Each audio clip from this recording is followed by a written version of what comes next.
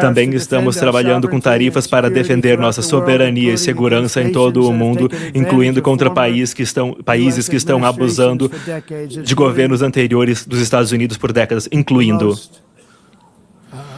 o mais corrupto e o governo mais corrupto e incompetente da história, o governo de Joe Biden.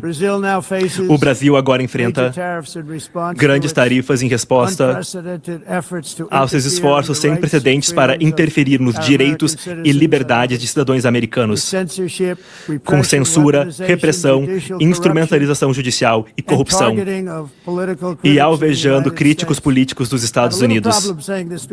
Eu tenho um pouquinho de problema falando isso, porque eu tenho que falar. Eu estava entrando e o líder do Brasil estava saindo. A gente viu ele, eu vi ele, ele me viu, e a gente deu um abraço. A gente deu um abraço e eu falei, dá para acreditar que eu vou falar isso em só alguns minutos? Mas a gente concordou em nos encontrar semana que vem. A gente teve só 20 segundos para falar. E olhando para trás, eu estou feliz que eu esperei, porque o teleprompter não funcionou muito bem, não deu muito certo aqui. Mas a gente conversamos um pouco e concordamos em nos encontrar semana que vem para discutir os interesses. Ele parece um cara bem legal. Ele gostou de mim, eu gostei dele. E eu só faço negócio com gente que eu gosto. Quando eu não gosto deles, quando eu não gosto das pessoas, eu não gosto delas. Mas pelo menos por uns 39 segundos tivemos uma ótima conversa. E é um bom sinal, é um bom sinal. Mas também no passado, o Brasil, dá para acreditar, ele colocou tarifas injustas no nosso país, mas agora, por causa das nossas tarifas, nós estamos dando troco, e a gente está dando troco bem forte. E como presidente, eu sempre vou defender a nossa soberania nacional e os direitos dos americanos, dos cidadãos americanos. Então, eu sinto muito falar, mas o Brasil está indo bem mal, e ele vai continuar indo bem mal. Eles só podem ir bem quando eles trabalharem conosco. Sem a gente, vai ser um fracasso, que nem os outros países fracassaram. No próximo ano, os Estados Unidos irá celebrar o aniversário de 250 anos da nossa gloriosa independência, um testemunho ao grande poder de liberdades de espírito americano. Também seremos anfitriões da Copa de 2026 e pouco depois das Olimpíadas de 2028. E será muito animador. Eu estou muito animado. Nós vimos aqui a fala de Trump falando sobre o Brasil lá na ONU hoje. E o Paulo Figueiredo tem a sua interpretação dizendo o seguinte: Trump é realmente um gênio. Ele denuncia a ditadura brasileira e a invasão da jurisdição americana bem na ONU. Em seguida, diz que gosta do Lula, que o chamou para conversar, e complementa dizendo que o Brasil vai continuar indo mal, exceto se estiver ao lado dos Estados Unidos. Deixou o presidente brasileiro numa situação impossível, ter que ir à mesa de negociação, ou ouvir verdades e negociar algo que não tem como cumprir. Entenderam que a anistia será ampla, geral e restrita? Ele faz essa pergunta, Paulo Figueiredo. Eu também vejo Trump como um líder mundial mais poderoso do mundo e que sabe negociar.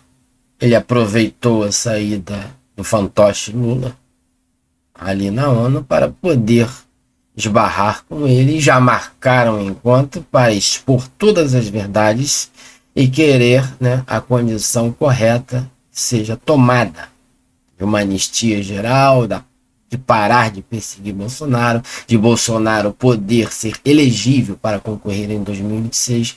Agora, se isso vai acontecer na prática, que eu acredito que não vai, como o Paulo Figueiredo deixou aqui no seu comentário, que é impossível dele cumprir.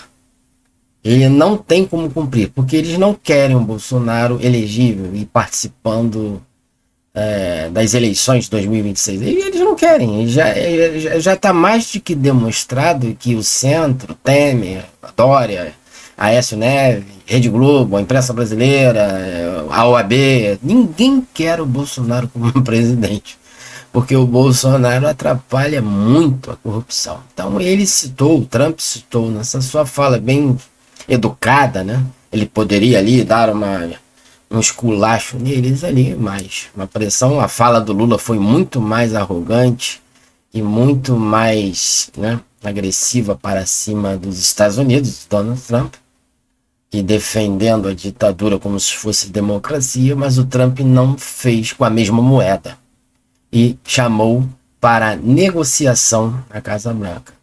E eu só acredito vendo se o Lula vai cumprir também, né, de se reunir com o Trump semana que vem. Vai ficar horrível, chato demais, dele não ir, não comparecer a essa negociação, o Lula. Mas a gente espera tudo desse fantoche. Mas o que está mostrando realmente que ele quer uma negociação que saia favorável para os Estados Unidos. E a imposição que o Trump está colocando é parar essa perseguição dos opositores, né, dos da direita, e libertar Bolsonaro e anistia para ver se o Brasil seja pacificado. É isso mais ou menos que ele está querendo demonstrar. E vamos ver as cenas dos próximos capítulos. Em outra postagem dele aqui no Twitter, no X, ele diz o seguinte, o Paulo Figueiredo, abre aspas, aqueles que não fizeram o Mobral de negociação, se querem analisar se a fala foi boa ou ruim para Lula, vejam quais são as possibilidades que o presidente brasileiro tem agora, na nova posição em que se encontra. Terá que encontrar com Trump. Tem a obrigação de voltar com alguma vitória para o Brasil. Ouvirá sobre a situação do Brasil com fatos incontestáveis da boca de Trump, como foi o caso da África do Sul. Terá que dizer ao presidente americano que o judiciário brasileiro é independente, que Bolsonaro era uma ameaça à democracia e que o Brasil quase teve um golpe no 8 de janeiro. Só que estas mesmas narrativas foram criadas para serem usadas com o propósito, o próprio Trump, por anos. Né? E aí? Vai explicar que disse que se Trump estivesse no Brasil também seria preso pelo 8 de janeiro? Que Trump era a nova face do nazismo? Ele vai falar isso diante do Trump? Lógico que não. Quando disser que não pode fazer nada, será cobrado sobre o projeto de anistia. E aí? Cheque. Lula termina o dia de hoje em uma posição politicamente infinitamente pior do que começou. Então essa é a leitura, o comentário do Paulo Figueiredo, que se encontra nos Estados Unidos, ali perto de Eduardo Bolsonaro, e que a gente sabe que o Trump, pelo menos eu vejo isso, é um grande negociador.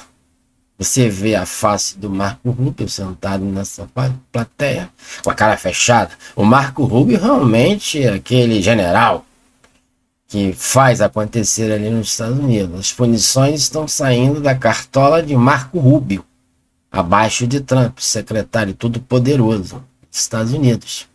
E tem parentes, filiação de cubanos. Então ele tem sangue nos olhos, ele sabe que o Foro de São Paulo, América Latina, o Brasil, estão nas mãos de ditadores, de milícias e de narcotraficantes, como o PCC, como o Vermelho, entre outros. Mas o Trump é um negociador, né, inteligentíssimo, e ele está ali com muita folga, sendo favorável para ele receber o Lula na sua terra. E ao invés de ele soltar os cachorros e o verbo em cima de Trump, para que a imprensa no mundo e brasileira da esquerda venha chamá-lo de nazista e de ditador, ele fez o inverso. O Lula fez um discurso muito mais agressivo, defendendo a democracia relativa aqui no Brasil e metendo pau nos autocratas, nos ditadores, se referindo ao Trump. Mas ele fez ao contrário, fez um discurso muito educado e de uma forma de um verdadeiro negociador. E agora colocou um cheque-mate no Lula para que ele compareça semana que vem para as negociações diante de Marco Rubio, de Trump, das autoridades americanas. É ali que a cobra vai fumar, na minha opinião, e na opinião de Paulo Figueiredo e de muitos outros analistas. Hein? Alexandre da Medicina News, ajude a chegarmos a 20 mil inscritos, compartilhe esse vídeo para um amigo, até mesmo um inimigo, e nos ajude aqui no nosso canal, se inscrevendo e clicando no sininho. Um grande abraço e até as próximas.